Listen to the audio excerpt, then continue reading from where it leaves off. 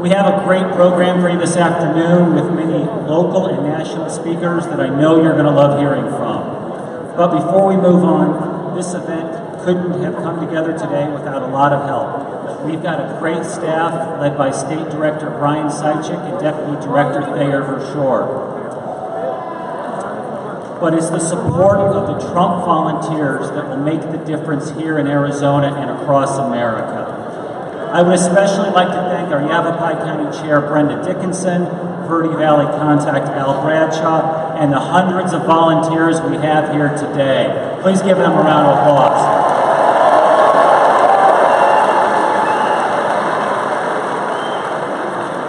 It's because of our volunteers and those of you who donated your time and energy to this campaign that we are going to make America great again.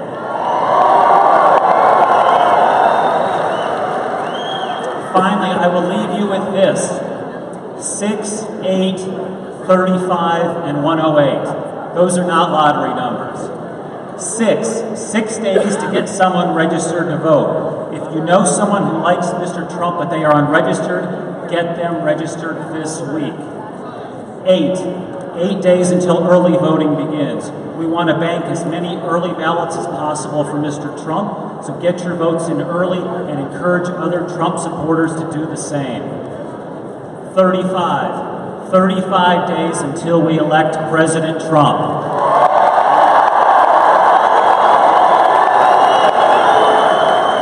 And 108 days until Donald Trump and Mike Pence take the oath of office. Barack Obama waves goodbye, gets on a helicopter, and never occupies the White House again. That will be a great day in American history.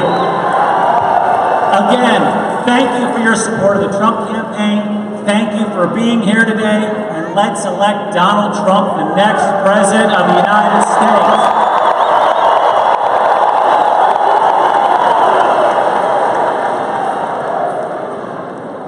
Now, would you please stand, if you're not standing, please stand for the prayer, remove your hats, and remain standing for the Pledge of Allegiance and National Anthem. To offer today's prayer, please welcome Andrea Kadar.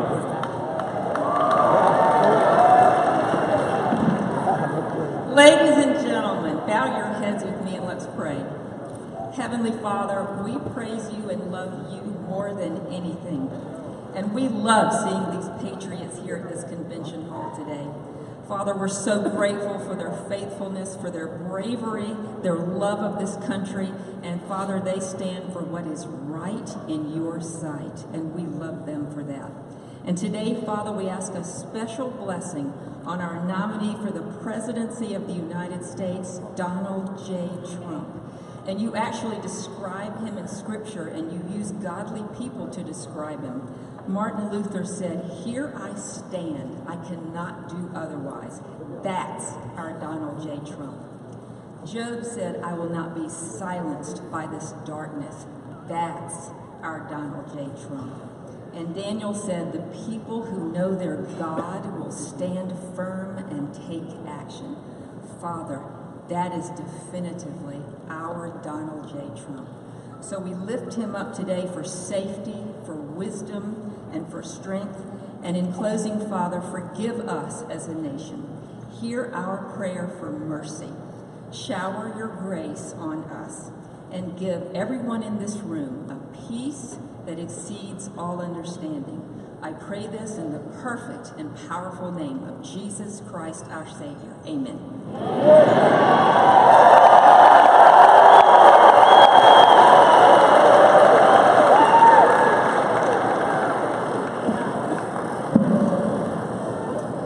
Please join me in welcoming several veterans from the Prescott area as they lead us in the Pledge of Allegiance. Please give a warm welcome to Phil Good, Cecil Harris, Harry Oberg, and Larry Jacobs.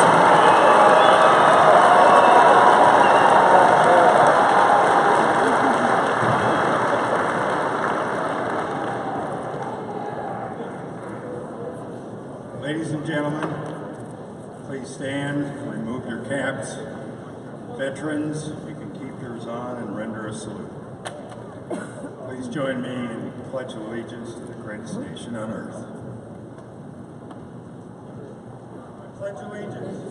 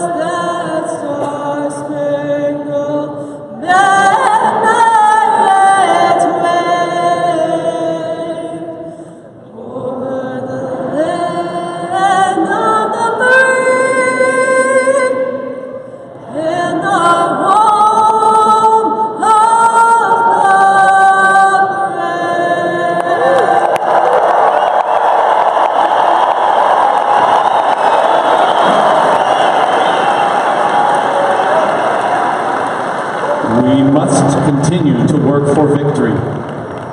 This is the time to endure and not ease up. The last mile in a marathon is the mile that separates champions from participants. Ladies and gentlemen, it's our pleasure to introduce a true Arizona champion, a rising star on the national scene. Please welcome the chairman of the Arizona Republican Party, Robert Graham.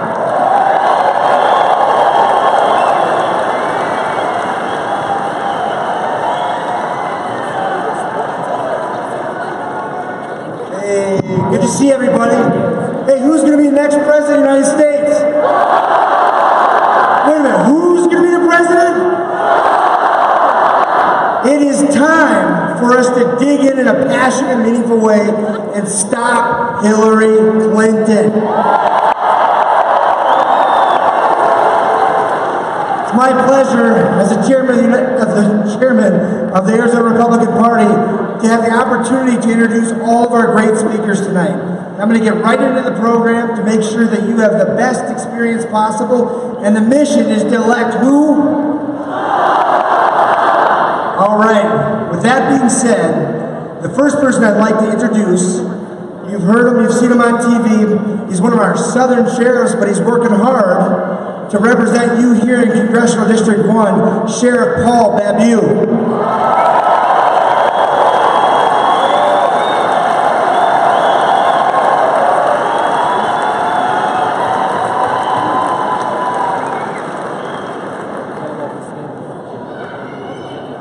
Who here in Arizona supports our law enforcement officers? Absolutely, that's great for us to hear. We need that support. And quite frankly, we're not hearing that support from the President, Obama, from Hillary Clinton. We're not hearing it from Eric Holder and the Al Sharptons of our country, who would rather portray our heroes, our good men and women in law enforcement, as we see everything through a racial lens. And it couldn't be any further from the truth. With this false narrative of hands up, don't shoot. The men and women who risk their safety, their lives each and every day, deserve and need our support.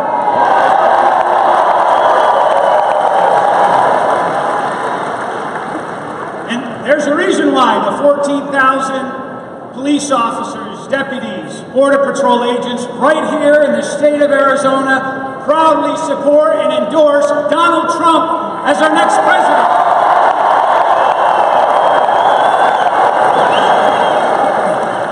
You know, as the sheriff of Pinal County, our deputies, working with other law enforcement, have led the fight against the Mexican cartels, namely the Sinaloa cartel. You may know we had the largest drug bust in the history of our state, $3 billion. In one day, we arrested 76 members of the cartel, and they were carrying 108 weapons, not just handguns, scoped rifles, AK-47s, and 2 of them we traced back to Fast and Furious. Surprise. In the last 2 years, we've arrested 21 cartel scouts. These are the lookouts for the cartels bringing their drugs into Arizona. And it's not just marijuana, it's methamphetamine, it's cocaine, it's heroin. There's been tens of thousands of illegal immigrants just in the Tucson sector that come in each and every year. And guess what? In law enforcement, we call that a clue. This border is not more secure than ever, folks. Right? This is wide open.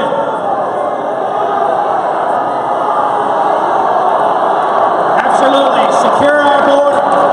Secure our border. Build the wall. There you go. Well, I can tell you, I actually helped do that. Another issue for our state. When you look at Arizona and how large we are, only 18% of Arizona is privately held. The rest of it is state trust land, tribal lands, and federal land. So when we have proposed 1.7 million acres right here in northern Arizona that's being proposed to take our federal land and make it a national monument, we've got to stop that. We've got to fight that. And the reason being, here's why. We love our parks. We love our national monuments. Arizona has more than any other state in the country. But when you make this land, this huge swath of land, a national monument, no longer can our cattlemen have their cattle grazing on this land. It kills cattle jobs. No longer can we mine, which is the backbone of Arizona's economy. It kills mining jobs, and it kills lumber jobs. Folks, we need to be on the side of Donald Trump and on the sides of workers of Arizona instead of Hillary Clinton saying she's going to close coal mines and put coal miners out of work. And you know why that's important? All of us pay for electricity, right? We have 4 coal-fired generating stations in the state of Arizona, and we use this coal to generate electricity. Without it, our electric bills are going to go up 30, could be 50% at a time we can least afford it. 95 million Americans are out of work. Hillary Clinton wants to kill coal jobs and put coal miners out of work. All 4 of these coal-fired generating stations are in this congressional district that I'm running in, and I've got a message. If I'm the congressman, I will support Donald Trump, and I will fight for these coal jobs and fight for coal as an energy source in our state.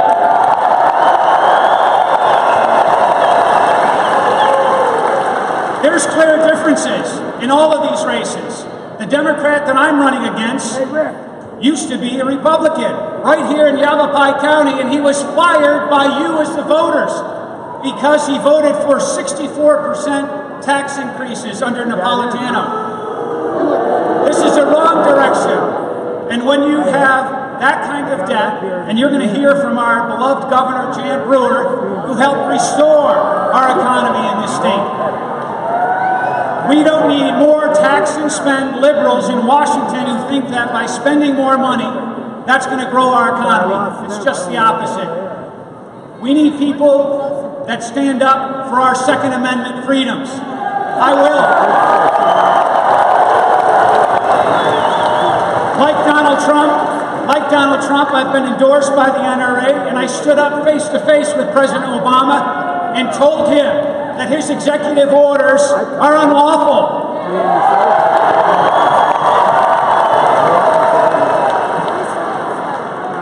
There's a reason why we're not winning a war against ISIS, because we haven't declared war against ISIS.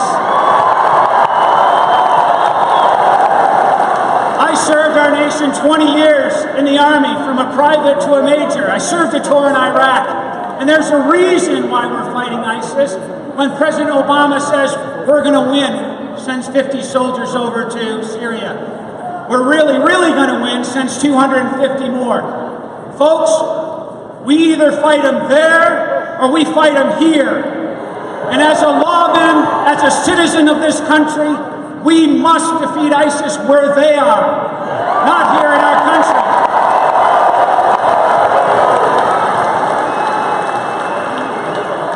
Donald Trump will rebuild our military. Do you want to strengthen our military?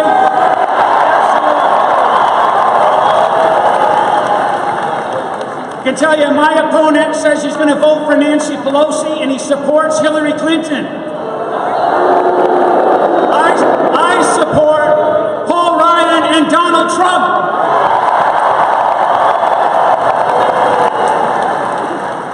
My opponent's for higher taxes and spending more of your hard-earned dollars, and I'm for cutting taxes, reducing the tax rate, and fighting for our jobs, bring jobs back here to the United States. One last thing I want to say, these past 8 years, I don't feel safer. The threats to the United States are far worse. Our military is weakened. Our army is smaller than it was pre-World War II. We need to rebuild our army, rebuild our military. We need to defeat ISIS.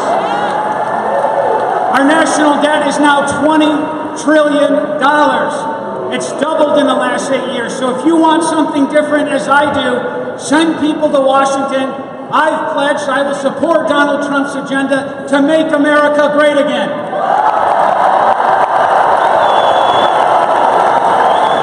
As a lawman, as a military veteran, we must keep our state here in Arizona, and we must keep America safe, and that's what we must do. Vote for Donald Trump. Vote for the Republican ticket. Thank you so much.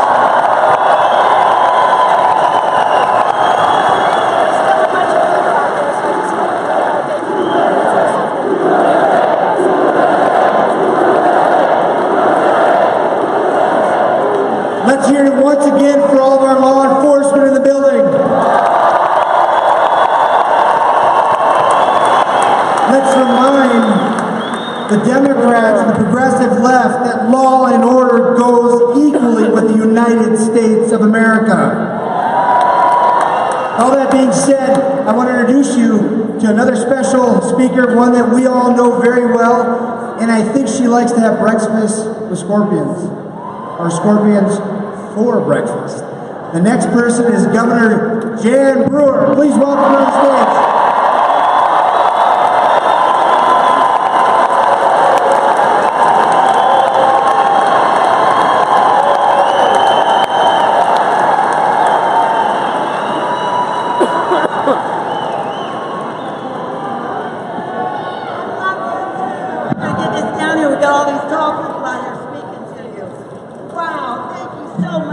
Afternoon, everyone.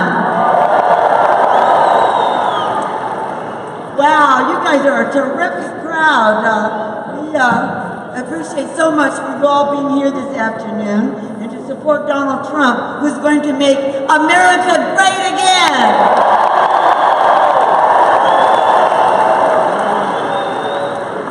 I've known Mr. Trump for several years, and he has what it takes to get the job done. To start with, he selected the very best running mate in Mike Pence.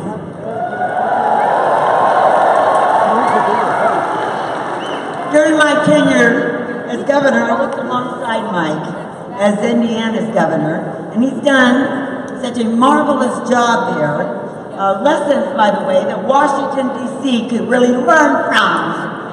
For example, he cut taxes, he created 150,000 jobs, and he lowered unemployment from 8.4% down to 5%. Listen up, Washington.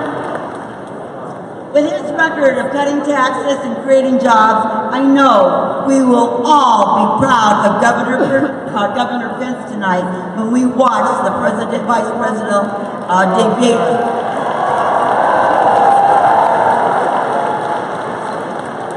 And on top of fixing our economy, I know that Donald Trump and Mike Pence will make America great again by proudly defending the truth, proudly defending their faith, proudly defending the unborn, and proudly defending our Second Amendment.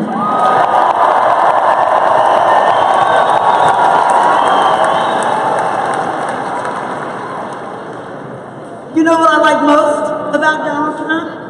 He's a truth teller, just like me. He's a truth teller. He calls them like he sees them.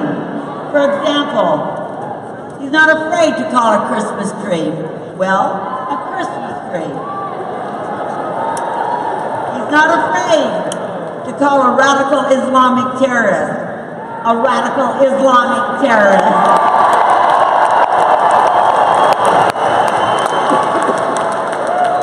And he's not afraid to salute our flag, wear a flag pin, recite the Pledge of Allegiance to the flag, and recognize that we are indeed one nation under God.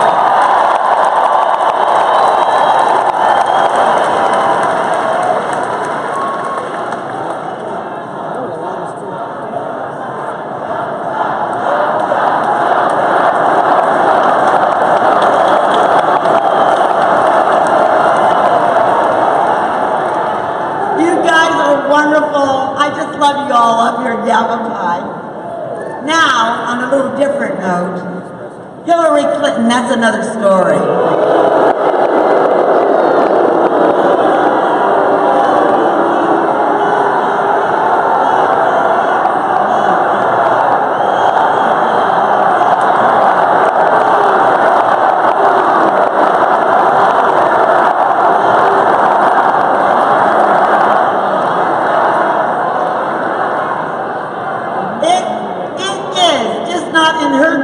To tell the truth. For example, answer this question for me, will you? When Hillary's lips are moving, what's she doing? You are absolutely right. Hillary has lied about so many things it's hard to keep track. She's lied about Benghazi. Lied about pay to play and the Clinton Foundation. She lied about her illegal server and about her emails. Hillary Clinton simply cannot be trusted. And Hillary Clinton thinks Arizona is in blue state. Don't boo. Vote! Vote!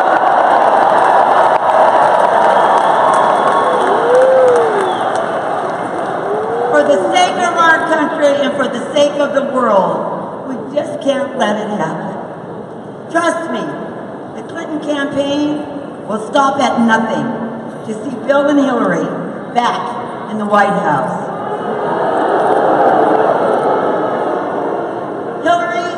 He's even pulled out the woman card to try to give votes.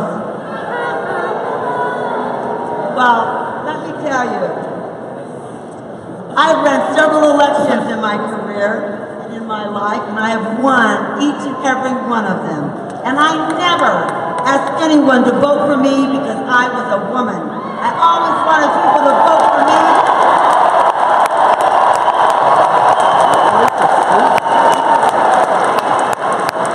I always wanted them to vote for me because I was the best person for the job. And Donald Trump is the right person for the job.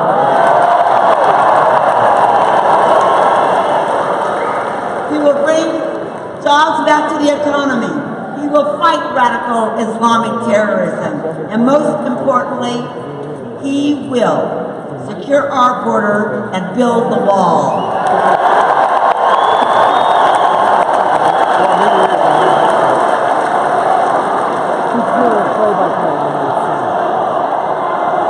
We all know,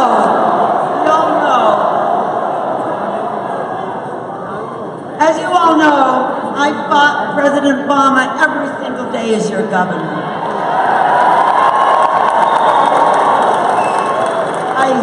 I continually yelled at the top of my lungs, even once at an airport tarmac.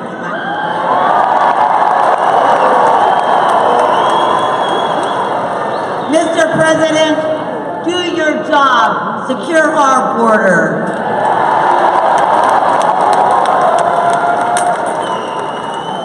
How refreshing it will be next year to stand next to Mr. Trump and be able to say, thank you, Mr. President, for defending our country.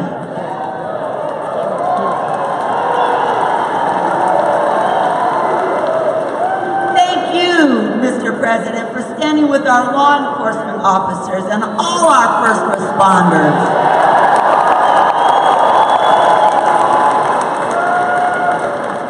Thank you, Mr. President, for enforcing the rule of law. And most importantly, thank you, Mr. President, for securing our border and building the wall. So, keep working hard over the next 34 days to defeat Hillary Clinton and elect Donald Trump as our next president.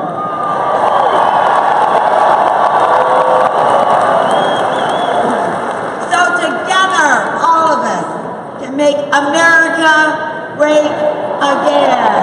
Thank you all.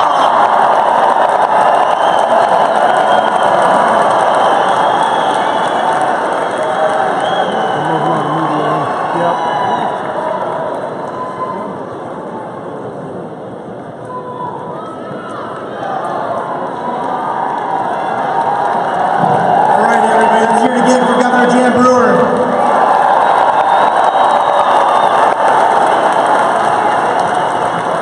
Okay, one of the things we love about Donald Trump is how tough he is, right?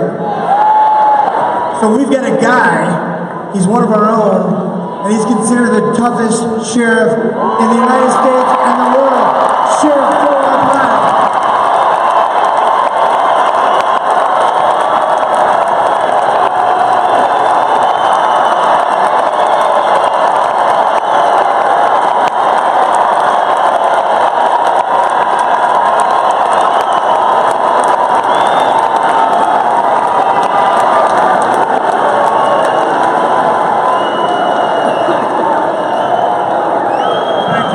Thank you.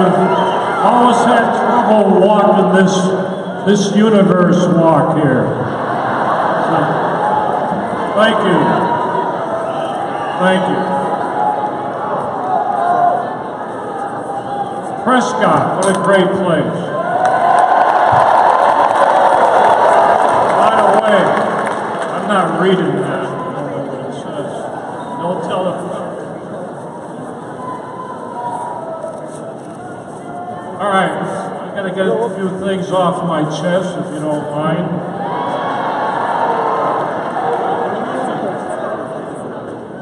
First of all, there's a guy named George, yes, Soros. It's all right. He's so important I forgot to pronounce his name. He's given millions and millions and millions of dollars to Hillary. Did you know that? Now he gave almost $1 million to my opponent. That's just assurance. Why is he giving all his money? To get me defeated and take over the sheriff's office. Actually, he's wasting his money, right? He's not going to tell the people of Maricopa County what to do. All right, I got that off my shoulder. Okay? Number two, I was with Donald from day one. I told you that, so I think I know a little about him.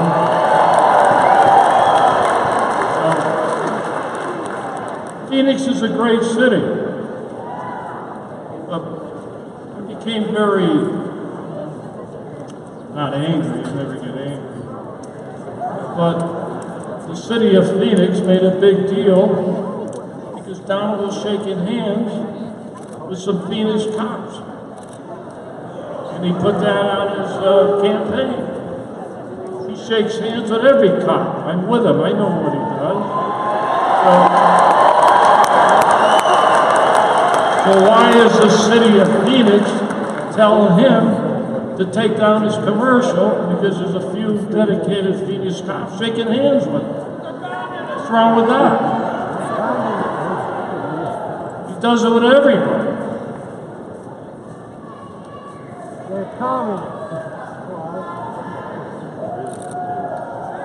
So, I'm going to get a little personal again. And I talked to my wife about it. And the reason I'm bringing it up again, I'm very tired of people going after Donald Trump on the sex, the females. I could go on and on. That he doesn't like women. And, you know, you've heard it all. He's got a heart, believe me, a big heart.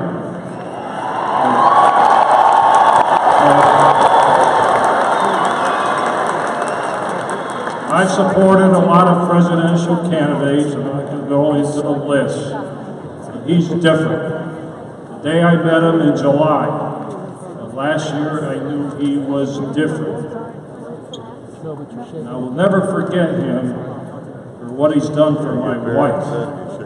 Unfortunately, my wife was diagnosed with cancer during the campaign. He didn't have to hook me, or hook my wife to get to me. I was already hooked with him from day one. Now my wife, I told him about my wife.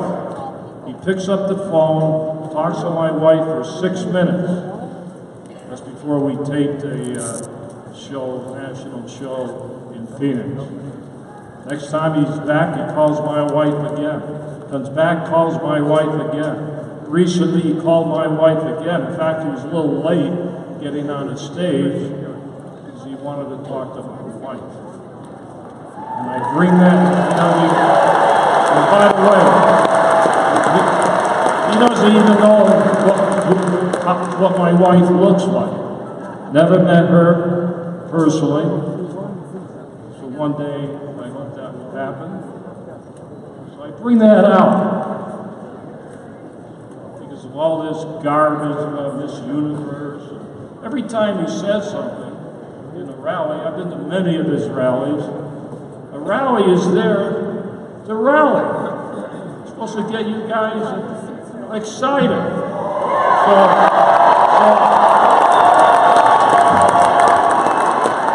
So he may say one thing off color. At least he says it publicly. A lot of people whisper or do it behind his back. So, not going to get into the media. What was that? I didn't hear it, maybe I should.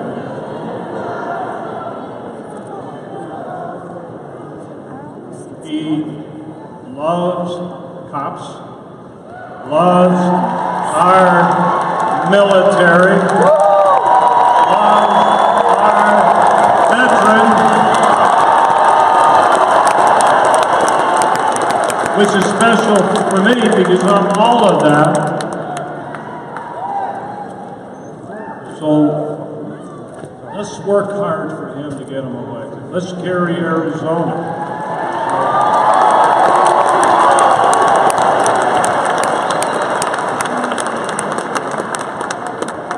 I want to get to Hillary for a minute. And I want to get to Donald Trump. So let me tell you, Donald Trump did something that really shocked me and shocked this nation. I know Mexico City. I was a regional director there for the drug enforcement. I'm not going to get into all my Mexico politics. But here's Donald Trump that went to Mexico and met the president. Think of that.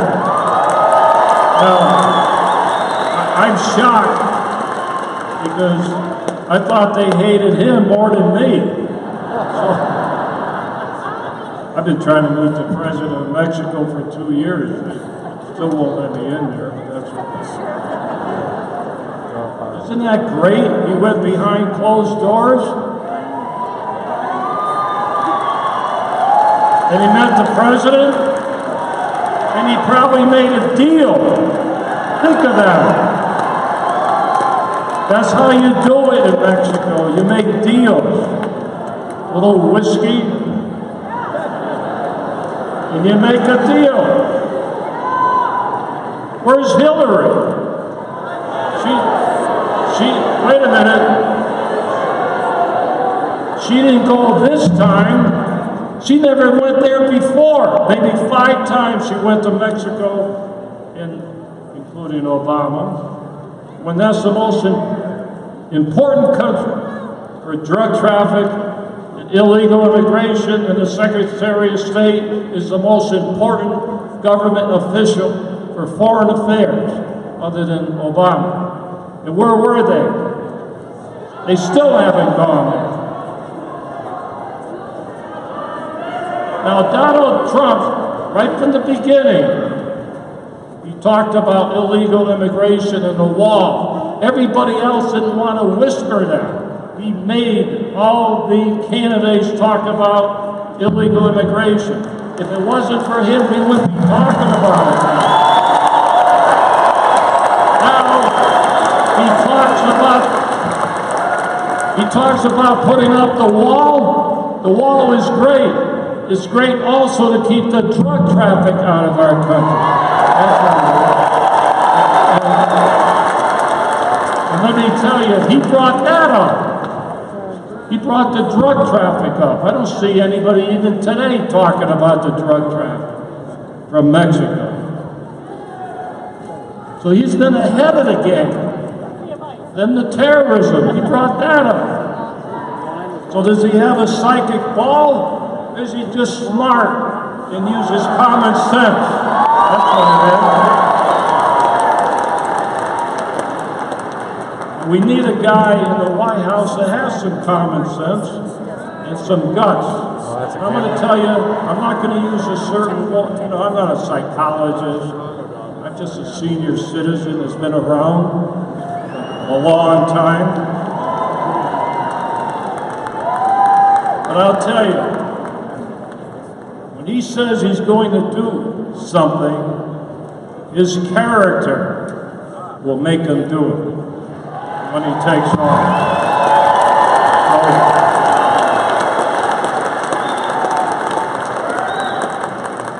So I'm asking everybody in this room, in the state of Arizona, in Maricopa County, across our great nation, when you go to vote for Donald Trump.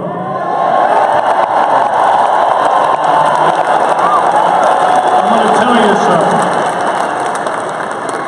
When I first introduced Donald Trump, I said something. I said there's a silent majority, and you guys, some of you, or probably all of you were not there, started cheering when I said silent majority. Cheered. Last month, I'm having breakfast. I see 4 guys sitting around the table, nice people. I think they were business people. They said, oh, we support you, Sheriff. I said, are you going to vote for Donald Trump? One guy pulls a hat from his pocket. He didn't wear the hat, he pulled it. And I was going on national TV 2 hours later. I brought that instance out because I'll tell you, there is a silent majority. They may not wear the hat, but they got the hat in their pocket, and they're going to vote for him. That is the secret weapon. So get out there and vote November 8th. Let's make sure Donald Trump is our next president of the United States. Thank you.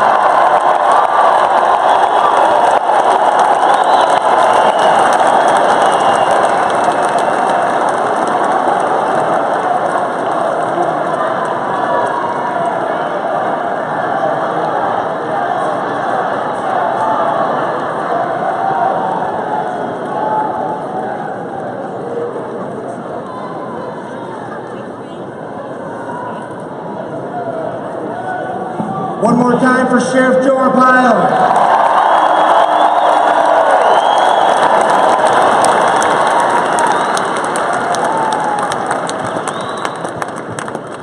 So we've got to let Mr. Trump know. Do you know he's here in the building right now?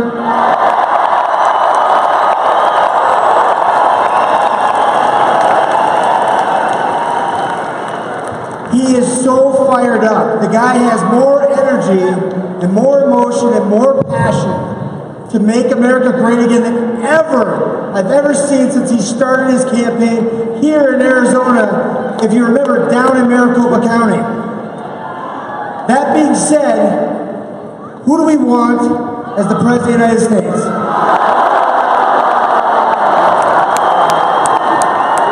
We're at the point right now, when you see what's happening in elections, you see the polls moving up and down.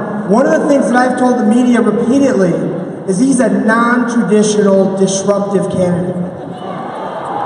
He's a guy that if you try to use history and any kind of tool that you would normally measure somebody by, he doesn't fit into the mold. How many people thought he would be out last October? And what did he do? He stayed in it, he stayed focused, he became the voice of every one of us with almost 14 million votes in the Republican primary. How was that for victory?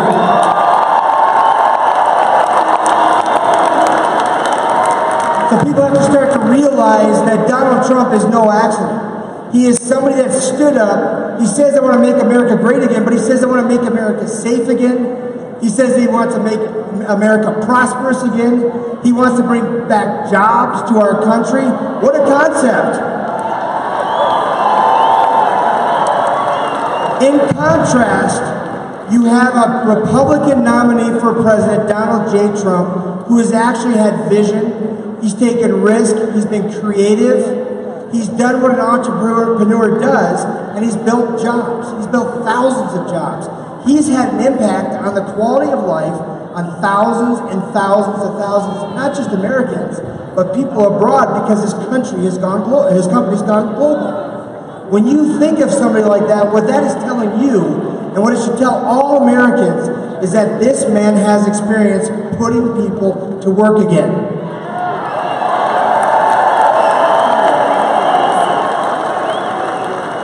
Now, in contrast, you look at Hillary Clinton.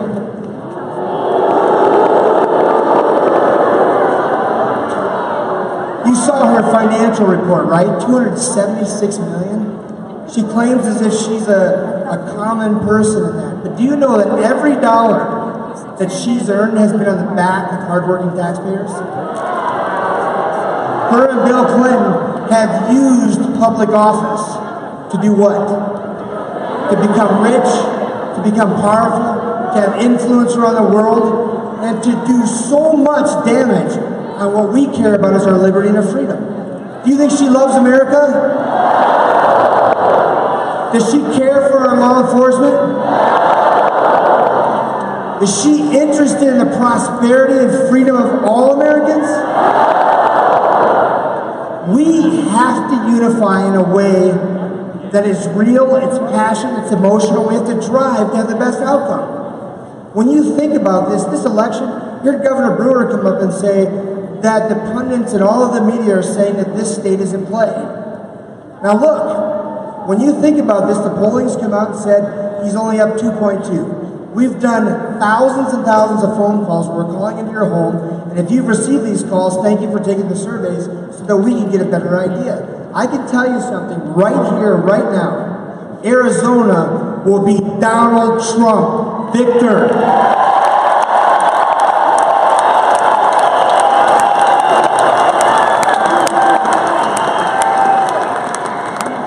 So I want to do one thing while we're talking about this. Everybody that has a cell phone, pick it up. Hold it up. Okay, now we're going to show the Donald Trump campaign and America how engaged you are. So what I need you to do, if you want to be informed of what's happening in the campaign, if you want to have an inside perspective, if you want to be able to volunteer quickly and be able to rapidly respond when we need you, then you need to text Trump to 88022. I'm going to say it 3 times for you. Text Trump to 88022. Do it right now. Hold those phone ups, do it now. Make some noise if you're doing it right now. You need to be informed, but you also need to be engaged. When we talk about engagement, it's about doing the work necessary to win elections. It's one thing to come to a rally, to show emotion and energy and support our candidates. It's when you leave here where elections are won. Think about the doors knocked, the calls that are made. And I'm going to actually give you an idea of the Arizona Republican Party as a result of the work of all the countless volunteers that we have here and statewide are doing remarkable things. So right now, to date, the Arizona Republican Party has 19 victory offices statewide that are active, productive victory offices. Here's some statistics for you. So in the last handful of weeks, we've made 858,000 phone calls. Now you've probably received some of those calls, and you've answered. Maybe you're getting sick of the calls, but be prepared because we're going to keep calling, keep calling. The calls are going to encourage you to work, they're going to encourage you to volunteer, and encourage you to participate. Doors knocked so far, and it just got cool enough to where we get our volunteers out. 125,778,000 doors have been knocked on in this state. That's when volunteers are knocking and they're delivering literature and Donald Trump's message to what? That's it. We anticipate that we will be making close to 2.4 million phone calls. We'll have close to 3 million pieces of mail that will go out, and that will hit hundreds of thousands of doors. We're trying to get as close to 800,000 doors. Why are we doing that?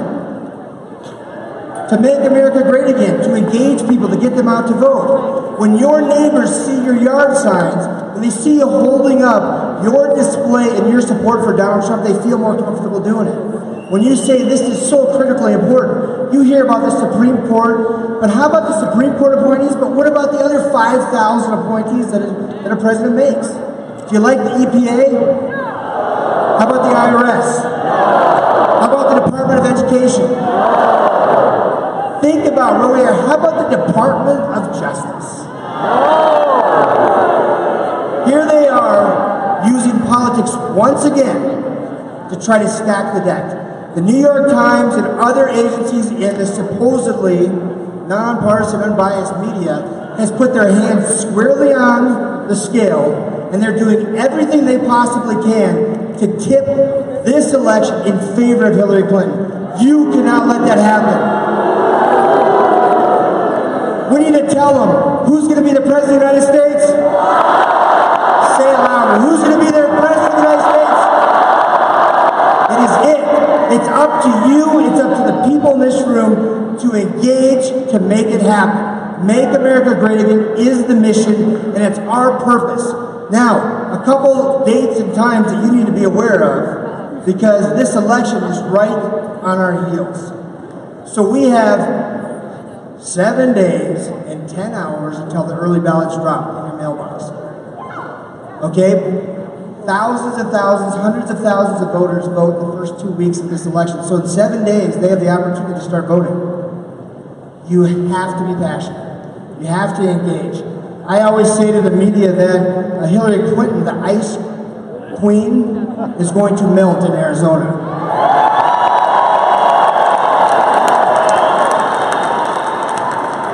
It is our goal to lead the nation and show everybody that our state is red. We are going to stop the progressives. We're going to build a wall, and we are going to make America great again.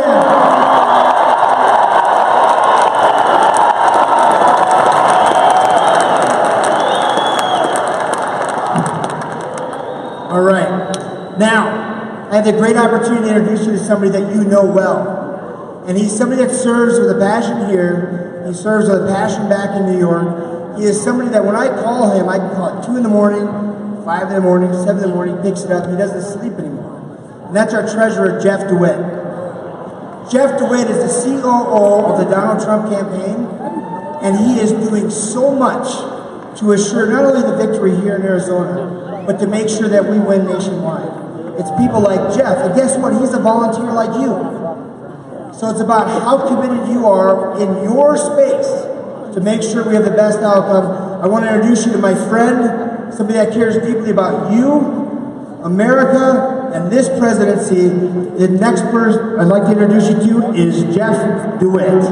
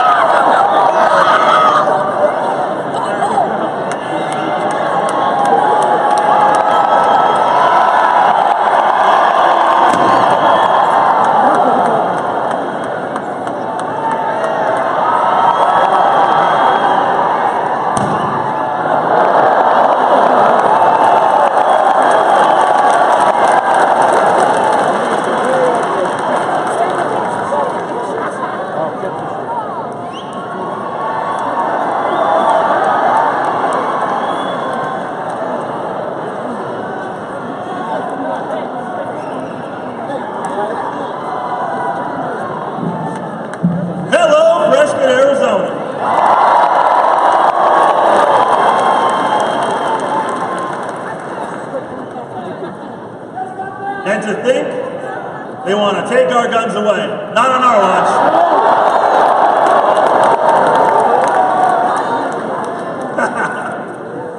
It is such an honor to be here with you guys. I love Prescott, Arizona. You delivered the county for me when I ran overwhelmingly. And it is an honor to serve as your state treasurer now and protect hard-working taxpayers like all of you here. I want to give a special shout-out to the largest, which is right here in Prescott, the largest women's Republican club in the country. Republican Women in Prescott.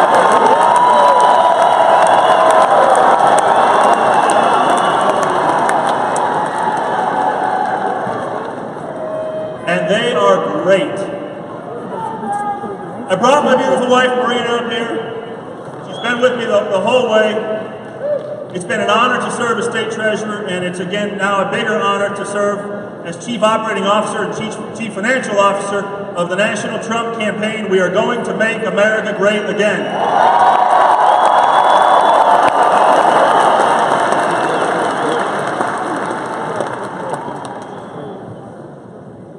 I got to try this. On the count of three, this place is rocking. Where else do you turn out a crowd like this? Seriously, this is the best. To have people sleep overnight. By the way, raise your hand. Who slept overnight? Right here? I heard about you. So I have here, we just started printing the Trump-Pence coins for the campaign. You're getting the first one. The beautiful Marina is going to bring it to you. He slept overnight, ladies and gentlemen, to be in the front.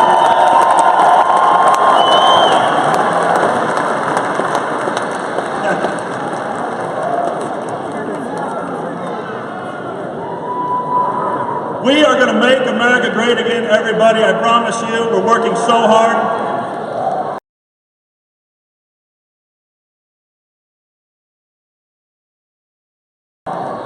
The day after the debate, I don't know if you know this, but the record as we know it for fundraising, the day after a debate was Mitt Romney 4 years ago raised $6 million. The day after the debate we just had, the Trump campaign raised $18 million.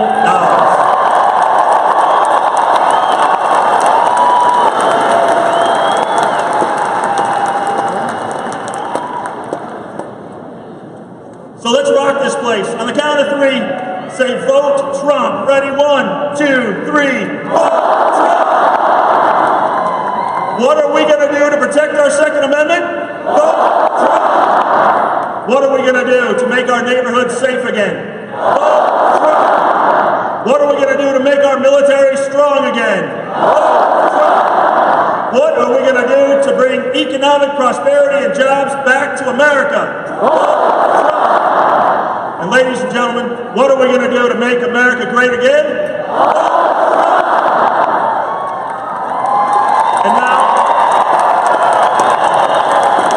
I get to introduce somebody really cool to you.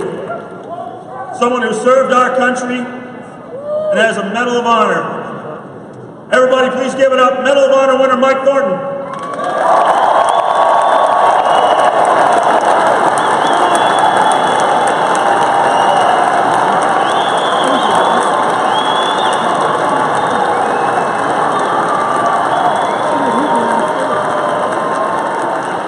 Thank you very much. Thank you very much. Boy, God, isn't this great? What a great day in Arizona. Oh.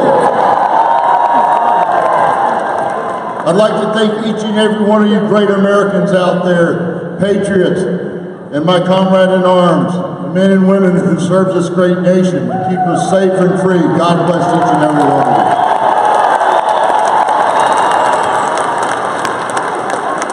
On behalf of the 21 Medal of Honor recipients and the over 200 general officers and admirals that support Donald Trump, because we want leadership again. We want somebody who's going to keep our country safe and free.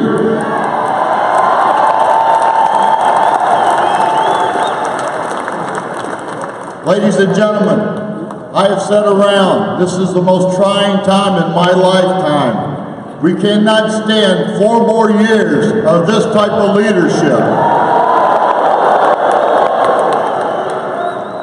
America should not be bowing down to other countries. America should stand tall.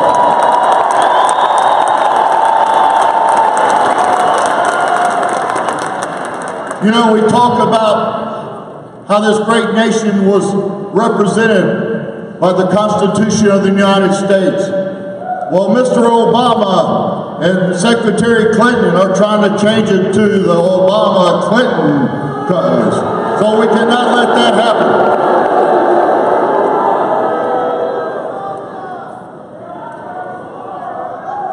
I'd like to ask you one question.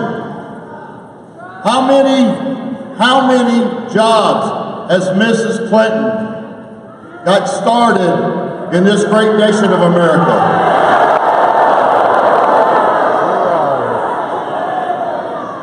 I want you to look at Mrs. Clinton's vote record. How many times has she voted on behalf of the men and women in uniform?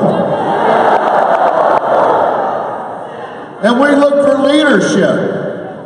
Let me ask you, ladies and gentlemen, have we forgotten Benghazi? Is that who we want to sit in the White House and say, I've got your back? Ladies and gentlemen, we need true leadership. We need somebody we can look up to. Ladies and gentlemen, the bureaucrat government in Washington, D.C. needs to go down the drain. We need a person of leadership.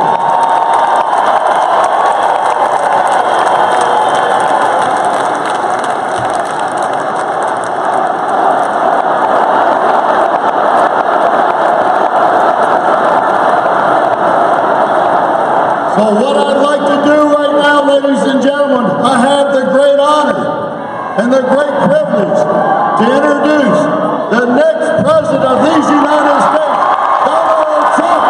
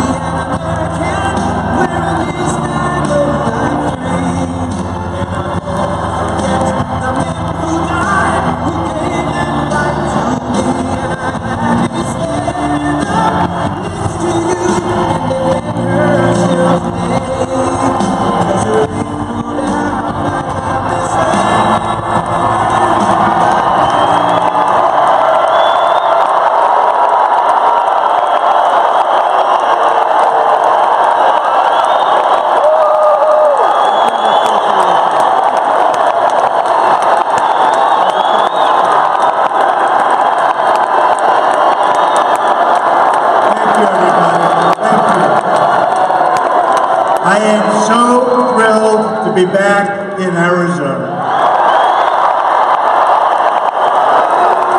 And I just rode the line. I went outside.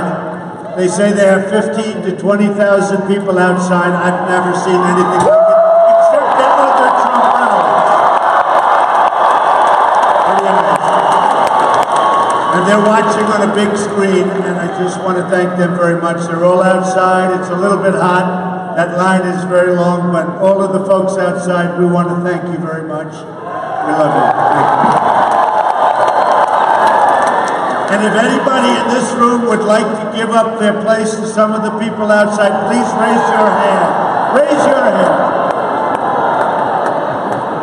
In 35 days, we are going to win this state, and we are going to win back the White House.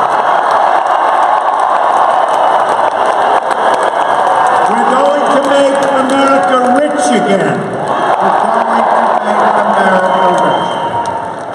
I'm going to end illegal immigration, stop the massive inflow of refugees, keep the jobs from pouring out of our country. They're going one way and it's only out. Our disastrous trade deals and massively reduced taxes. And I will tell you, we are going to reduce taxes big league, and regulations on our workers and small businesses will be cut in half or more than that.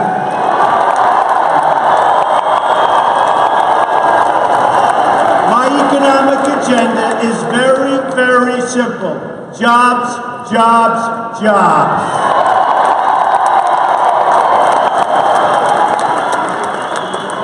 I want to send our best wishes to our great Governor Mike Pence as he prepares for his debate tonight.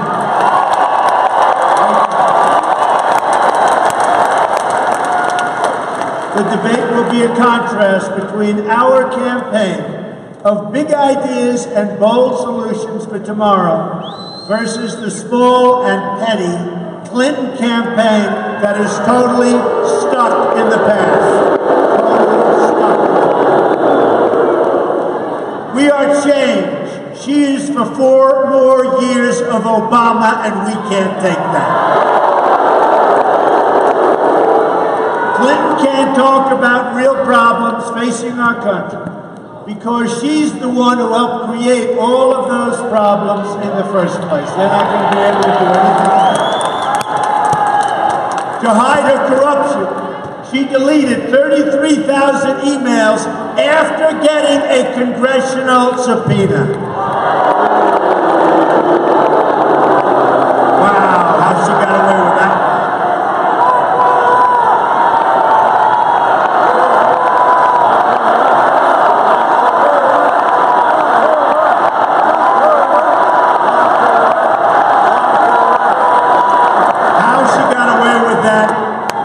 is a disgrace. Hillary Clinton has been there for 30 years and hasn't fixed anything. She talks and talks and talks. In fact, she's just made things a lot worse. She failed in upstate New York, promising to create 200,000 jobs, but manufacturing is down in New York State by almost 40%. She failed overseas, unleashing death and destruction, and she failed Latinos and African Americans, producing only more poverty in our inner cities.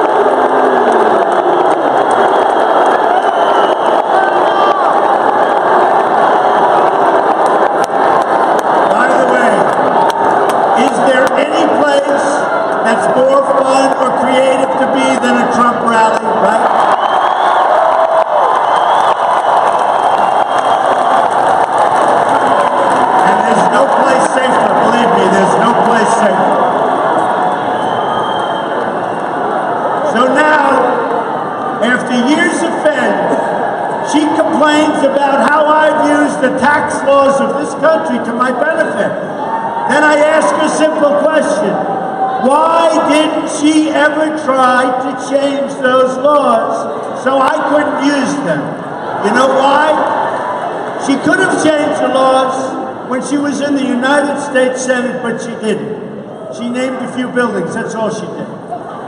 The reason that she did not do that is her donors and contributors have used those same tax laws as I did, the same way.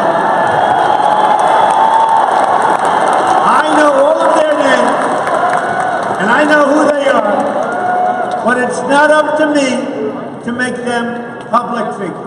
But just check it out. Two public Hillary supporters who are known are George Soros, who declared losses of $1.5 billion.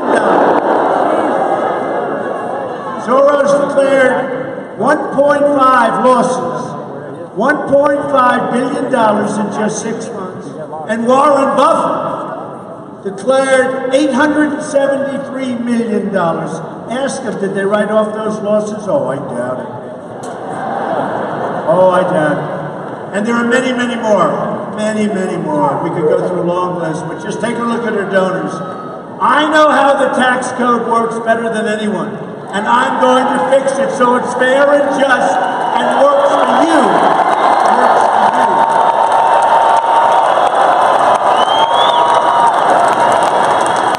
These politicians, folks, don't have a clue, and if they do, they can't do it because their donors won't let them. Remember, I'm my donor. I'm my donor. We have created a movement like has never been seen in this country before, a movement that even our enemies back there, look at all that press, among the most dishonest people in the world. But even our enemies in the press say it's one of the great political phenomena of all time in the history of our country. But we have to get out and vote on November 8th, or frankly, this movement was just a waste of time, energy, and money.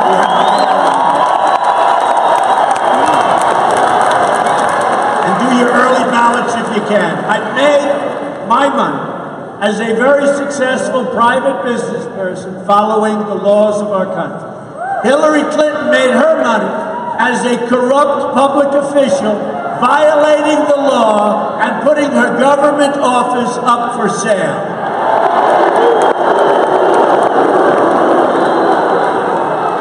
Remember, she left the White House, they said they were broke, and now they're worth $250 million. How did that happen? The problems we face as a country are immense, and it's going to take bold action to turn things around. Right now, we owe $20 trillion in debt. It doubled under President Obama, doubled. Our infrastructure, roads and everything, is like a third world country. The homicide rate last year experienced in its largest cities, single year increase, it's the biggest in 45 years. Think of that. The biggest single increase. 45 years. Homicide. 45 years, biggest increase. Our border is wide open, and drugs and criminal cartels are pouring into the country, and nobody knows that better than the people of Arizona. Nobody. And we're going to stop it.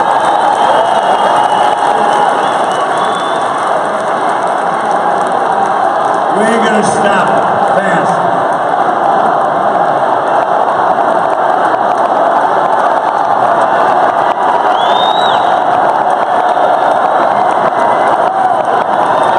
We're going to build a wall. Mexico's going to pay for the wall. We're going to stop the drugs from pouring into Arizona and every other state out there. Poisoning our youth, we're going to stop it. And I want to thank Sheriff Joe, who's been a supporter right from the beginning. Thank you, Sheriff. And I want to thank the Border Patrol and ICE. Both of them gave us their endorsement. They've never done it to any presidential candidate. But Sheriff Joe, Border Patrol, 16,500 Border Patrol agents, and ICE, we want to thank you for your endorsement. Amazing. They've never given it before. Thank you. Thousands of refugees are being admitted with no way to screen them, and they're instantly made eligible for welfare and free health care, even as our own veterans die waiting for medical care that they desperately need. Our annual trade deficit with the world is nearly $800 billion a year. Who the hell negotiates these deals? Oh, it's going to change. It's going to change. Trade deficit, almost $800 billion a year. It's going to change so fast. Have you watched the stock market? Whenever I do well in the polls, other countries, their sort of stock goes down. Their stock goes down. It's not going to be much, but we want to have a fair deal. We don't want to lose $800 billion. For what? For what? Remember this, folks. America first. America first.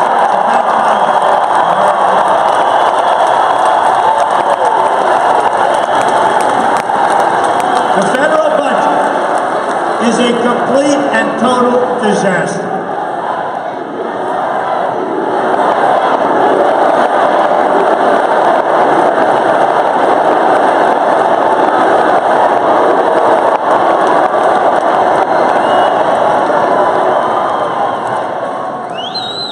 Our State Department, mostly under the watch of crooked Hillary Clinton, misplaced, listen to that, misplaced or lost $6 billion in taxpayers' money. How do you misplace $6 billion? We have the worst recovery, and I say so-called recovery, since the Great Depression, the worst. We're not growing as a nation. We're down to 1%. You know, if China goes down to 7 or 8%, it's like a national catastrophe. They start devaluing their currency. They do all sorts of things to take more business out of our hides. We're at 1%. 1%. And we act like, oh, it's wonderful. Let me tell you, folks, we're in a bubble. And we have to be very, very careful. And we need strong leadership and smart leadership. We need leadership that knows what's happening.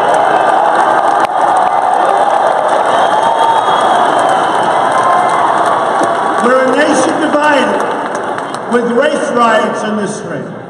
You look at what's going on. Race riots in the street. Our college students graduate loaded with debt only to discover they can't find jobs, or certainly not the jobs they're trained for or the jobs they want. Overseas, our failed leaders have empowered Iran. Iran was nothing 3 years ago, and now they're telling us what to do. How do you figure that? They were nothing.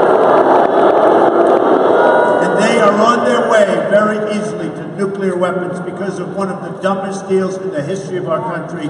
That deal with Iran is a disgrace. We've unleashed ISIS that came out of the vacuum created by Barack Obama and Hillary Clinton, the way they got the troops out. We've turned Iraq, Libya, and Syria into total chaos. Our allies aren't paying their fair share for military protection. Foreign countries like Russia and China do not respect us. You saw it just today. Russia broke the deal on peace in Syria. Russia. No respect for this country. They have no respect for our leadership. They have no respect. Putin has no respect for Hillary Clinton and no respect for Obama. Russia broke the deal, and now they're shooting, they're bombing. Something like that should end, and it should end fast. It's very sad. But they don't respect us. And our tax-paying citizens send troops and foreign aid all over the world, even as their own cities can't provide the most basic services. America needs a turnaround and needs a turnaround fast. America needs a comeback. America needs change. Change.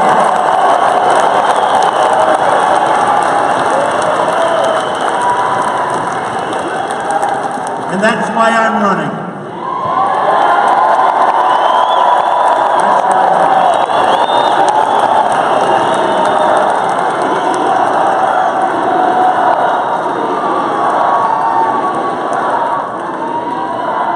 First, we are going to repeal and replace Obamacare.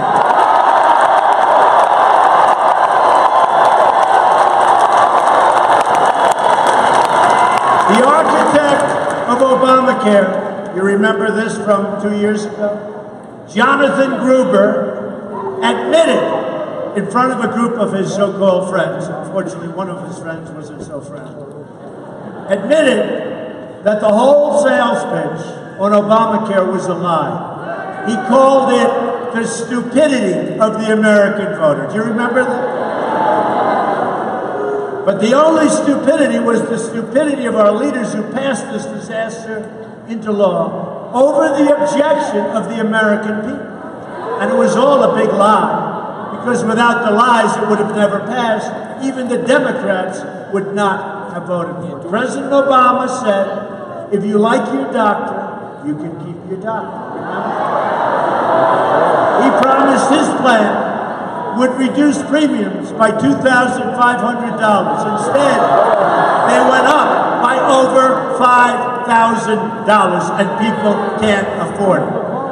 Now, did you hear yesterday? Did you hear yesterday? Of all people, maybe he's not a very good surrogate. I don't think so. President Bill Clinton came out and told the truth about Obamacare. This was yesterday. He's absolutely trashed President Obama's signature legislation. Remember, Hillary Clinton called Obamacare one of the greatest accomplishments of President Obama, of the Democratic Party, and of our country. Give me a break. You see what's happening with your premiums? They're going through the roof. Some are up 60, 70, 80%. But Bill Clinton has a much different view. This was yesterday. Here is what Bill said. He just said it was a crazy system where people end up with premiums double and coverage cut in half. He's right. He said it's the craziest thing in the world. These are exact quotes, but I'm not, these are exact. Bill Clinton said, quote, people out there are busting sometimes 60 hours a week and wind up with their premiums double and their coverage cut in half. The people getting killed in this deal are the small business people and the individuals who make just a bit too much money and they need the subsidies. They have to get it.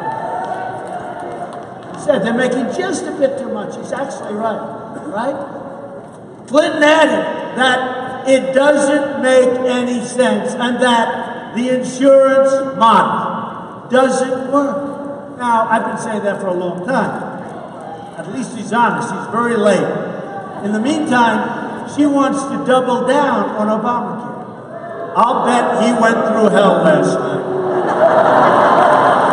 Can you imagine?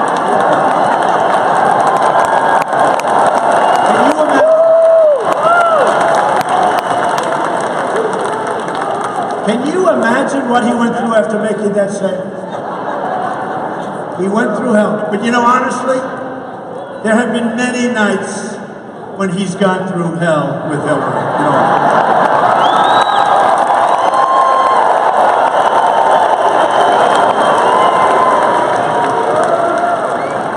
Well, I want to thank him, honestly, for being honest. I want to thank him because that's it. It's not the great secret. That's it.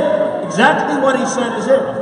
Which is why on my first day in office, I am going to ask a Republican Congress to send me a bill to immediately repeal and replace Obama.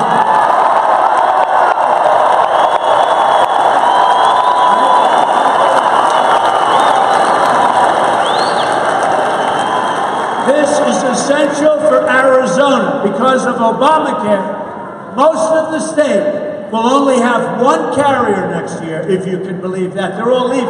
All the insurance companies are pulling out.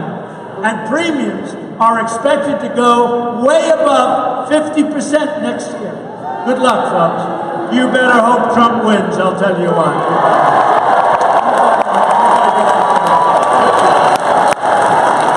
And by the way, above 50%, and your deductible is so high, you'll never be able to use it, hopefully. Unless it's a really low, slow, violent death. Because otherwise you'll never be able to use it.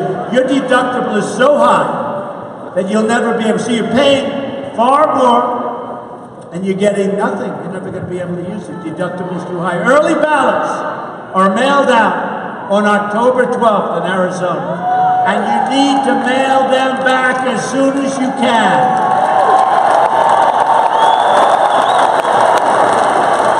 Next, and very important for this state, and I love this state. This was where I made my first major speech when I decided to run for president.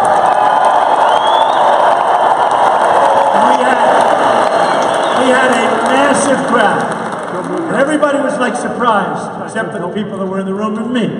But everybody was surprised. Remember that? We had a crowd, I guess almost the size of this one. Because when we double up outside and triple up, nothing's the size of this one. But we had a massive crowd. And a lot of people, like real professionals, like Drudge, who's a great guy, and others, said, I think we just met your next president. They couldn't believe it. And we went around. We had 17 people running, and one by one, and now we're down to one person.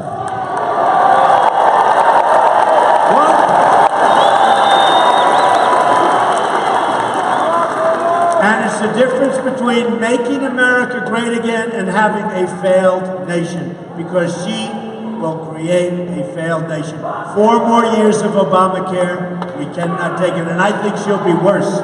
I think she will actually be worse than President Obama, if that's possible. So next, we're going to unleash American energy. I just met with energy producers in Colorado. was in Colorado for the last day and a half. By the way, the crowds were like this. The people here, the people there, the people in our country are amazing. They are great. They are great.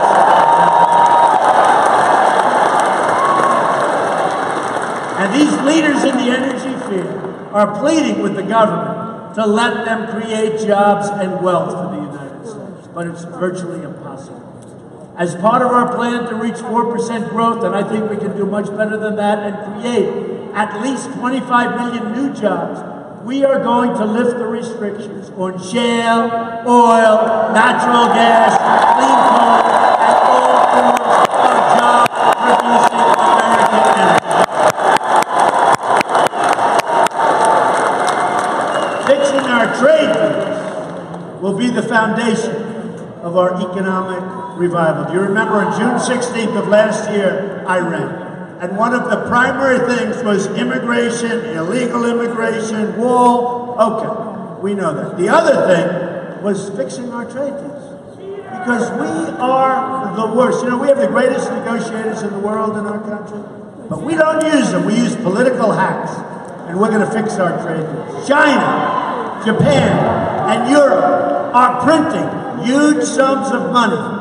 The devaluation of currencies is staggering as to what it represents for our country, our businesses, and our citizens. They're taking our businesses away. They're taking our jobs away. We're not on a level playing field, and our politicians don't understand what the hell is going on. They don't understand. And the ones that do aren't going to do anything about it because they're taken care of by the companies that are benefiting. Okay? They're not going to do it. Our jobs are being lost in massive numbers, and we're not making things in America anymore like we used to, not even close, and we're going to change that.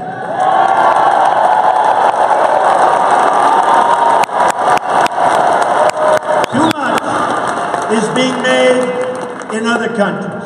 When I'm president, we will start making things in America again.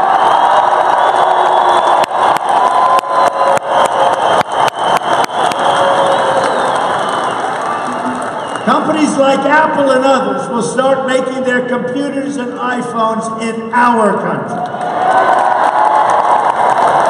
Our nation has lost 1/3 of its manufacturing jobs since Bill Clinton signed NAFTA, one of the worst trade deals anytime, anywhere, anyplace.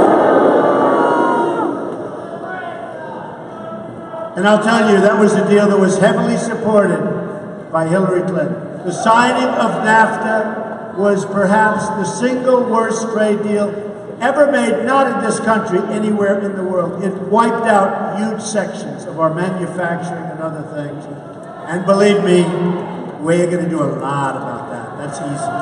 Hillary's Korea deal also cost us another 100,000 jobs. She signed a deal with Korea, you know that, with South Korea, and it was supposed to be a wonderful deal. It turned out to be a wonderful deal for South Korea. For us, it turned out to be catastrophic. Take a look at the jobs we lost on that one.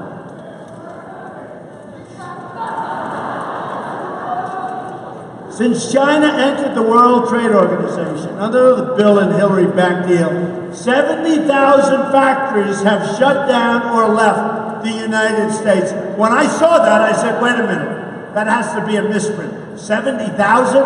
That's the correct number. 70,000 factories shut down. That's 15 factories closing a day on average. She did a great job. And you know, Bill Clinton, people think nicely. You all think nicely. What he did, he made it very tough for the people that followed him. That I can tell you. Never in history has a country surrendered so much of its wealth and jobs to foreign countries. As the factories leave, our money leaves with them and our jobs dissipate. Stores close, schools suffer, the tax base erodes, wages fall, and the quality of life totally declines. We have people right now in this room who were making more money 18 years ago with one job, one good job that they love. their company left. Their company fired them and left. Now they're working harder. They're older, right? They're older. They have 2 jobs and sometimes 3 jobs instead of 1. And you know what? They're making less money. And the only thing I can say is I'm also working harder, folks, believe me. Believe me. If you think this isn't work, this is work. But I see the end, I see the result, and the result is we are going to win on November 8th, and we're going to make America.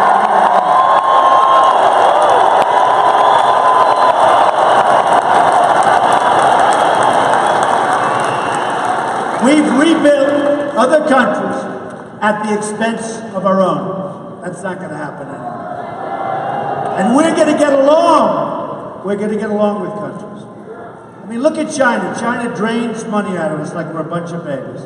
And yet they build a massive military base in the South China Sea, which they're not supposed to be doing. So they take our money and then they do whatever they want to do. Same thing. I mean, look at Iran. We've given them, we've made them rich, we've made them strong, we've made them powerful so quickly. And then they taunt us. They capture our 10 sailors. They taunt us. They would have never given them back, except all of those payments started. The $150 billion that they get back started. How about with Iran, the $400 million in cash? And then it turned out to be wrong. It was actually $1.7 billion, they say, in cash. That much cash will fill up that side of the arena. I want to tell you, nobody's ever seen stupidity like it. And now, what do? What do? They were in such bad shape. What do? They taunt us by having their boats going around our cruisers. They taunt us by having their jet fighters near our planes. So they feel emboldened. Instead of saying thank you very much, they feel emboldened. Well, we're going to make sure they do the right thing. I can tell you that. It'll be a whole different ball. It'll be a whole different ball. It is so sad to see what's happened to our country. And that's why, like Mike, our Congressional Medal of Honor winner, what a great guy. We flew in together. What a great guy. The recipient of the Congressional Medal of Honor, we have 21 and 200 admirals. Think of this. 200 admirals and generals are endorsing us because they're sick and tired of us being the weak and very stupid country. We are led by people that don't have a clue. We're led by a man that can't use the term radical Islamic terrorism. It's sad. Companies like Carrier, General Electric, Motorola, Mattel, Fiat Chrysler, and so many others are moving their jobs to Mexico and other countries. And as you're standing here right now, many of these companies are negotiating to leave the United States. Not going to happen.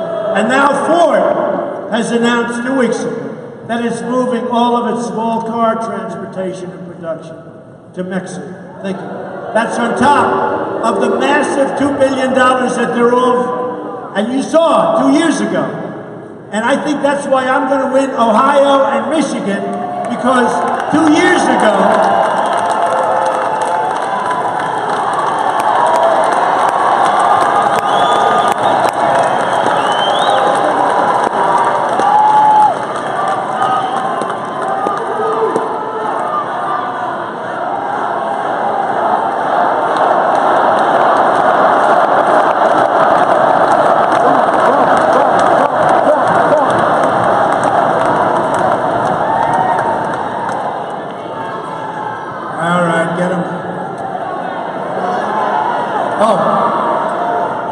Doctor? Is there a doctor in the house, please? Get a medic, please. Thank you.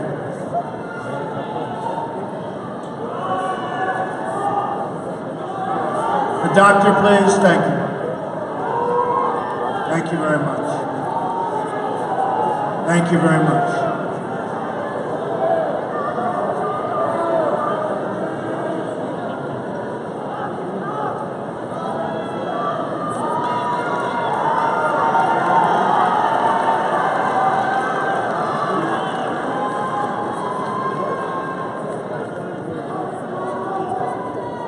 Is he okay? He looks like a tough guy to me. Okay, thank you. Thank you. Thank you very much. Good. Great guy. You know, some of these people have been waiting here 10 hours. And it's hot. The other day they said on television, Donald Trump was making a speech, and it looked like he was sweating. It was 109 degrees in the room. What am I going to do? It's hot in this room, too. Thank you very much. We love you, man. Thank you.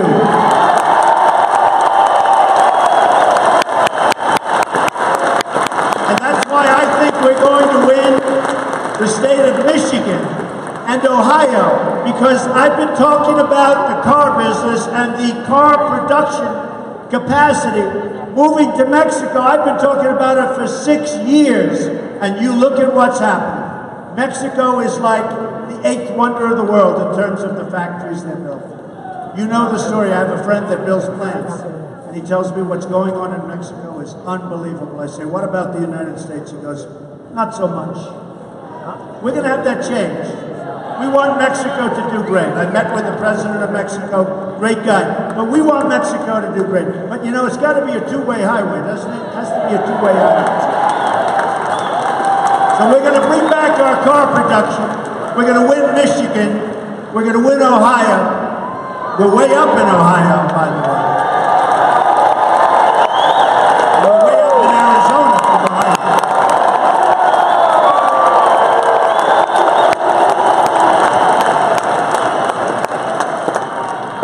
We're going to renegotiate NAFTA, and if we don't get the deal we want, we will withdraw immediately from NAFTA and start all over again, and we will create a much better trade deal.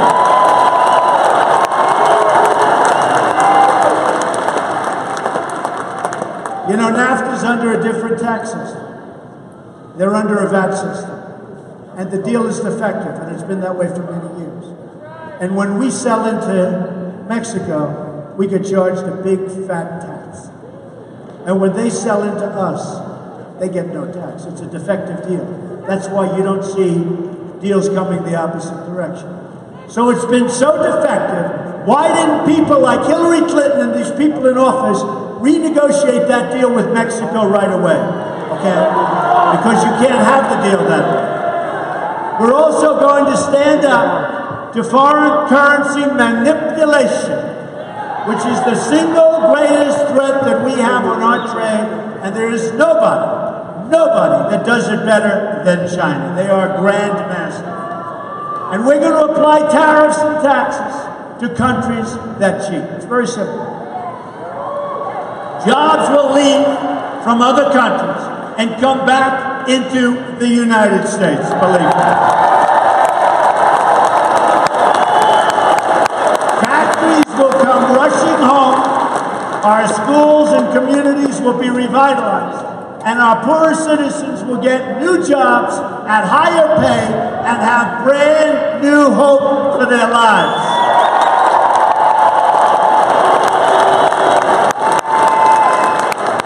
And I want to thank, she's here someplace, Governor Jan. Where's Jan? Where the hell? Thank you, Governor. Thank you.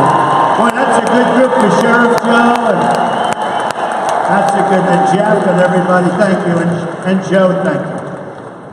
She's been such a great supporter right from the beginning, and I want to thank her. But to be a rich nation, we must also be a secure nation. Security begins at the border, right, Joe?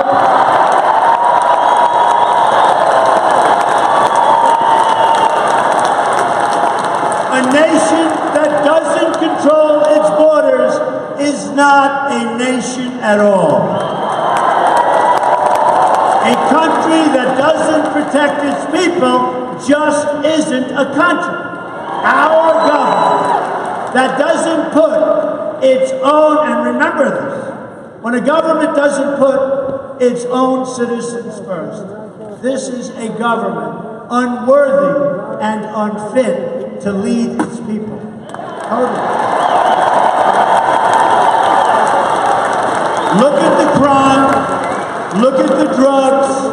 Look at how our youth is being poisoned, just poisoned, and not only our youth, but look at our youth is being poisoned by the drugs that are flowing from our border. We're going to stop that so fast your heads will spin.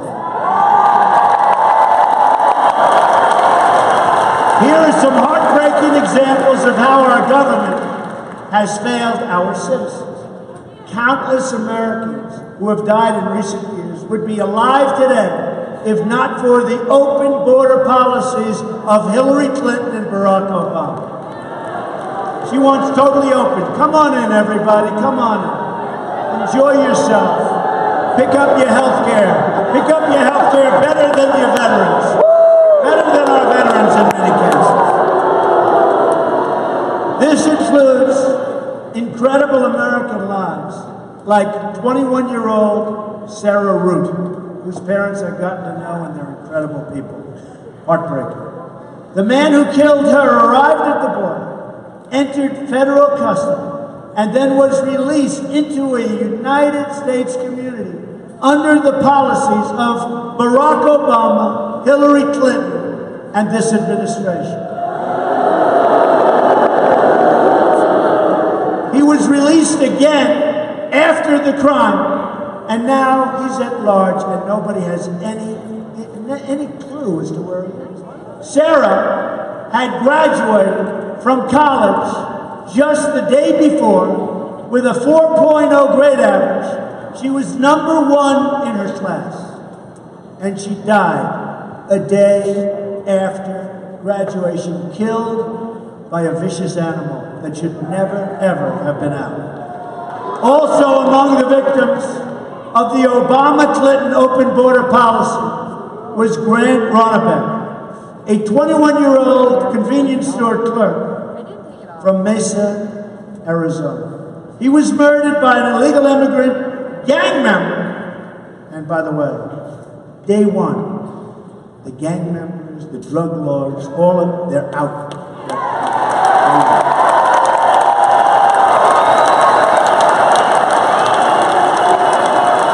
They're going back to the country that they came from, which Hillary Clinton refused to do. She refused to pressure those countries to take these bad ones back. Because when we brought them back, they'd say, we don't want them, we don't want killers, we don't want them. She refused to take them, she refused to press, and so we take them back. Okay? Those countries will take these people back so fast, you will not even believe it, okay? But he was killed by an illegal immigrant gang member previously convicted of burglary and other things, who also had been released from federal custody. Another victim is Kate Steinle, gunned down in a sanctuary city, San Francisco, by an illegal immigrant, deported 5 previous times. Sanctuary cities will be defunded quickly.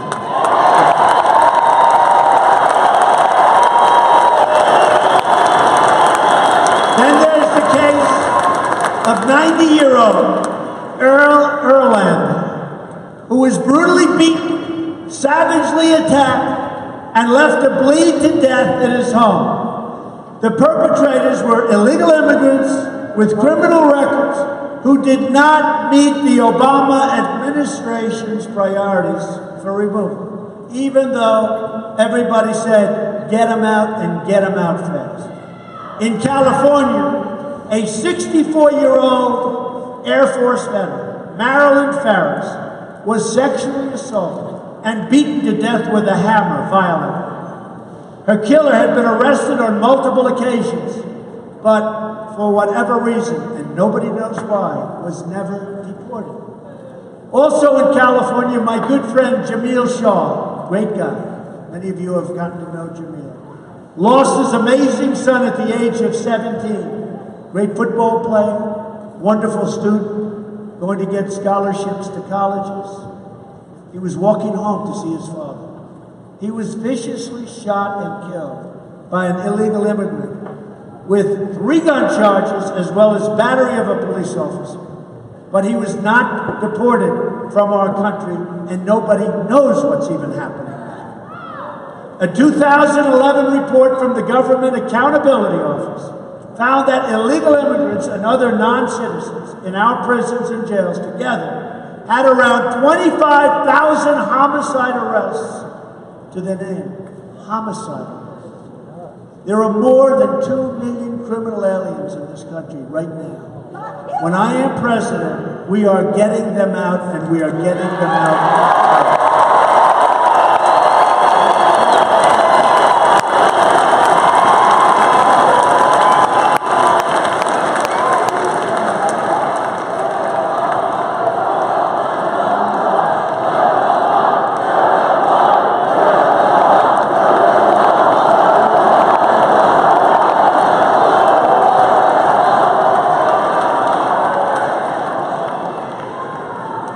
We are going to build the wall. Believe it.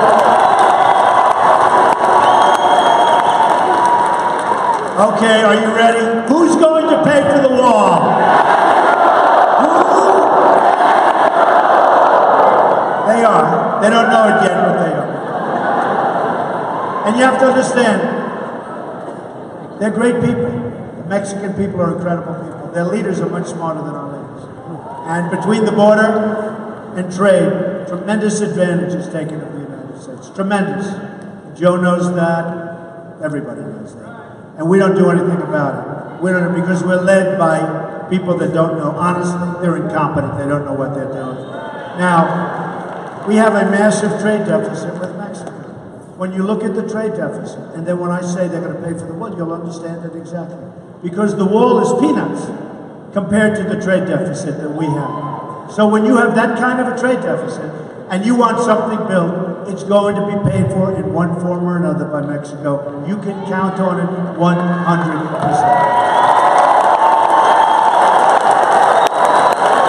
On top of that, illegal immigration costs our country more than $113 billion a year. For the money we're going to spend on illegal immigration over the next 10 years, we could provide 1 million at-risk, and you know, this is something I think that's very important, at-risk students with a voucher, with an education. We can help rebuild our inner cities. We can do so much. So much. At the same time, our country is being infiltrated right now by terrorists. We're taking thousands and thousands of people into our country. We have no idea who they are, where they come from. Just yesterday, an immigrant from Bangladesh was charged in another plot having to do with ISIS. Hundreds of immigrants from high-risk regions have been implicated in terrorism inside the United States since 9/11. The terrorists who planted the bombs in New York and New Jersey and who carried out the mall stabbings in Minnesota were foreign nationals admitted into our country, as was the mall shooter in Washington. Or look at the cases like the Boston bombers here on asylum, or the San Bernardino shooting. You remember the San Bernardino? Where they gave a baby, they gave a shower for the baby. The same people that gave that beautiful shower for the baby, for their baby, were shot and killed. And they were here on a fiancé visa from Saudi Arabia. Whoever heard of a fiancé visa? And she probably radicalized him. Or the Orlando shooter, the son of a Taliban supporter from Afghanistan. I'm going to keep the terrorists the hell out of our country.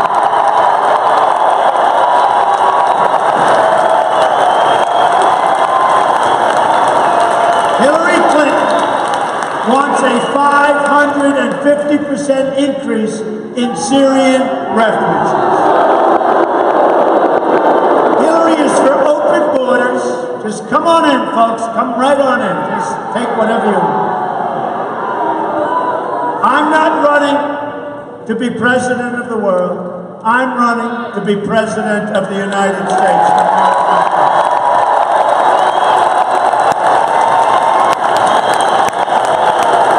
For the first time in American history, thank you.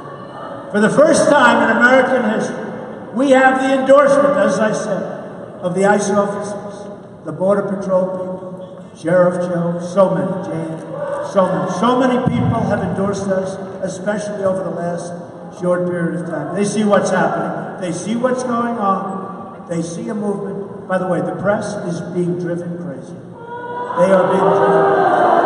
They've never seen anything.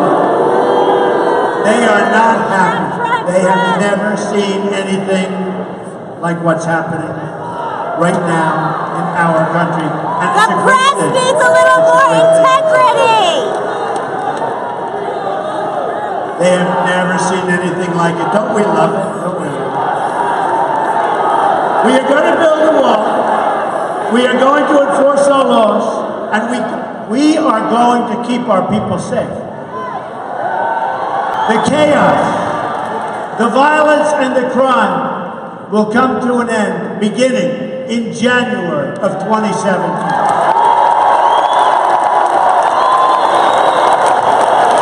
We are going to end the government corruption. Hillary Clinton put her emails on an illegal server, open to foreign hacking. Then she bleached and destroyed 33,000 emails after the subpoena. She lied to Congress under oath, and her staffers took the Fifth Amendment and got immunity deals. It's worse than Watergate. It's worse than Watergate. The investigation of Hillary Clinton was rigged. It's a sham, and it's one of the saddest things that I've ever seen take place in our country, and now she's running for president of the United States.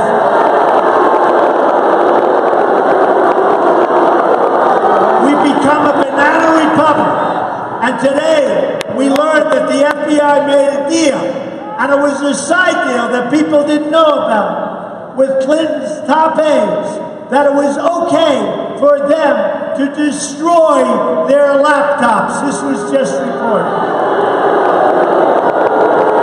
Hillary Clinton is the ringleader of a criminal enterprise that has corrupted our government at the highest levels, and the American people have one chance to stop what's going on. Send your ballots in now and get out and vote on November 8th.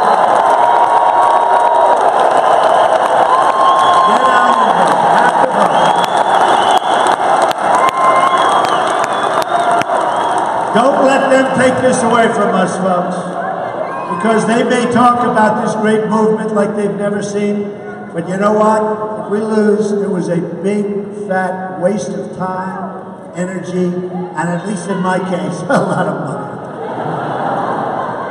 We're also going to fix our inner cities. 45% of African American youth live in poverty. 58% of African American youth don't have jobs. More than 3,000 people have been shot in the city of Chicago since the beginning of the year. Think of that, since January. 3,000 people have been shot, Obama's hometown. Homicides are up nearly 50% in Washington, D.C., and more than 60% in Baltimore, and all other cities is a disaster. The Democrats, like Hillary Clinton, have run the inner cities for 50, 60, 70, and in some cases even more than 100 years. They have produced only more joblessness, failing schools, and rising crime. They've horribly failed and abused our African American and Latino communities. To those African Americans and Latinos suffering in our country, I say very simply, what the hell do you have to lose? Vote for Donald Trump.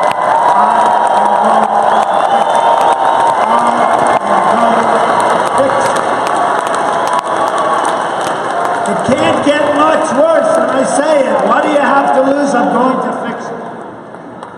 To everyone in the country, I can almost say the same thing. You look at our massive debt. You look at our depleted military, greatest people on earth, our depleted military. You look at how badly our vets have been treated. You look at what they want to do with our Second Amendment. You look at so many things. You look at our borders that are, in some cases, non-existent. And I could say the same thing. What the hell do you have to lose? You look at $400 million in cash being paid. You look at the $1.7 billion, because when they said 400, they made a mistake. You look at the people that were going to be deported, 800 people. They were going to be deported for very serious reasons. But they made a mistake. And instead of deporting these people, guess what? They made them proudly United States citizens. But like the $400 million in cash, can you imagine what that looks like? But like they were wrong with that, they were wrong with the 800 people. Because now they're saying it was 1,700 people that were going to be deported and are now United States citizens. So I really do, I say to you folks too, I don't want to be negative. What the hell do you have to lose?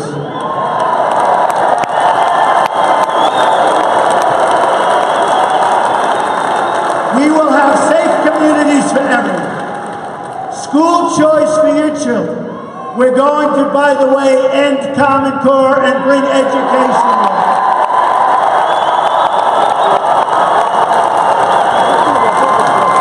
We're going to make great trade deals that bring jobs into our country and not out of our country. They're going to come into our country, folks, into our country. Everyone will be included in the new American dream. Here are the amazing things that we're going to do for our country starting in 2017. We are going to have the biggest job-creating tax cut since Ronald Reagan, and in some ways even bigger.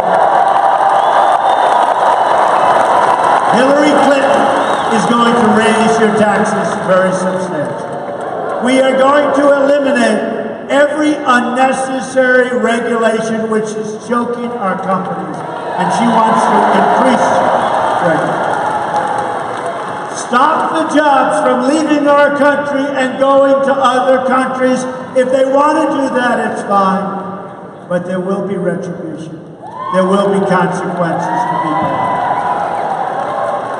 It's not going to be very easy or cheap for them to send their product back into our country after all those people are let go. We are going to repeal and replace job-killing Obamacare. We are going to make child care affordable. We are going to save our Second Amendment, which is under siege. We are going to support the great men and women of law enforcement. We will rebuild our depleted military and take great care, finally, of our veterans. And we're going to appoint justices of the United States Supreme Court who will uphold and defend the Constitution of the United States.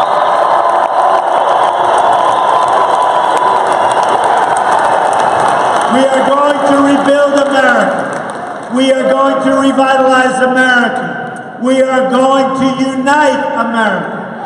Imagine what our country could accomplish if we started working together as one people under one God, saluting one American flag.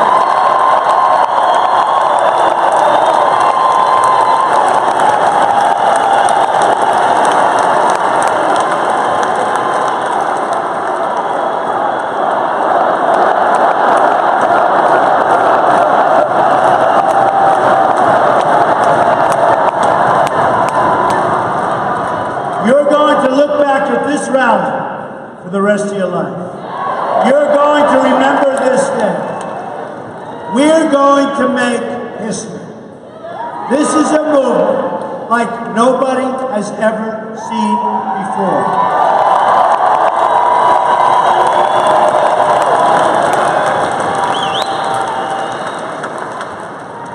History will be made. You're going to look back at this event, and you're going to look back, more important, on November 8th when you cast your vote, and you are going to say it is the single greatest vote that you have ever cast, that it is the most important vote that you have ever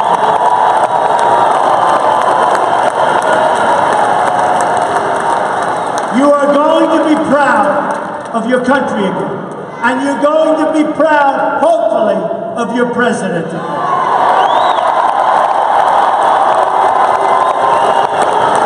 A vote for me is a vote for change. And a vote for me is really and truly a vote for you. That's what it is. You're voting to believe in yourself. A vote for common sense government, solutions to problems. That's what we need. It's a vote for jobs. It's a vote for a government of, by, and for the people. All together, we are going to make America wealthy again. We are going to make America strong again. We are going to make America safe again. And